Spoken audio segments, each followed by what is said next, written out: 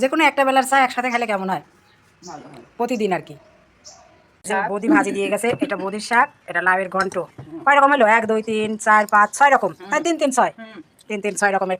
নমস্কার, কেমন আছেন সবাই?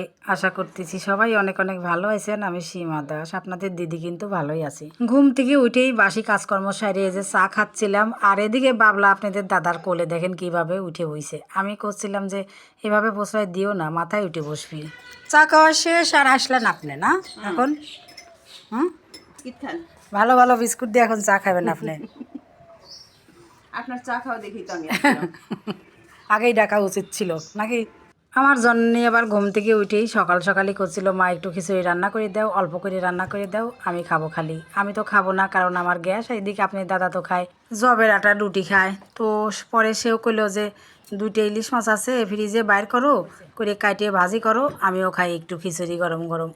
এই দেখেন আমার ছোট্ট রান্নাঘরের জন্যও কিন্তু কয়েক টুকরা কাটিয়ে নিয়েছি, কি সুন্দর লাগতেছে তাই না?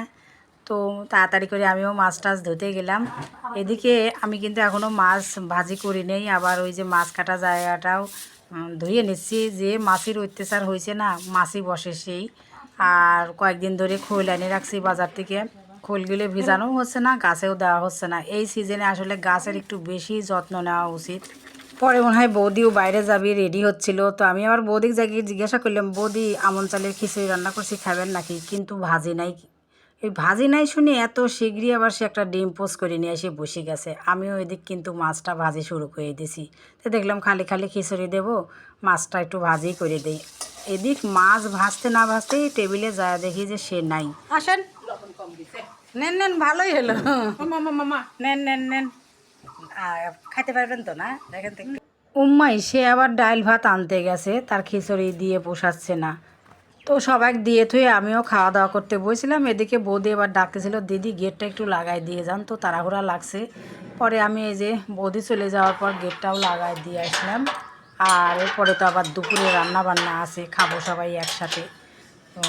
রোজার ছুটি, দুইজনেরই ছুটি, বৌদি ভাইও ছুটি, বৌদি ভাইয়ের দাদারও ছুটি।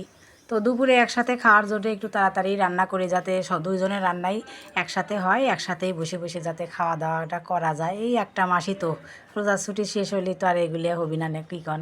তো একটা দেখি জবা ফুলও পড়ে রয়েছে, মাটির তুলে রেখে আসলাম। আবার এই যে দুপুরে রান্না বান্না শুরু করে দিলাম। দুপুরে রান্না করছিলাম লাউ দিয়ে, মানে মাছের মাথা দিয়ে লাউয়ের ঘন্ট, মটরের শাক ছিল, মটরের শাক ভাজি করছিলাম, সাথে শুকনো মরিচও ভাজি করে নিয়েছিলাম, আর আলু বেগুন দিয়ে ছোটো ছোটো যে তেলাপিয়া মাছ রান্না করছিলাম।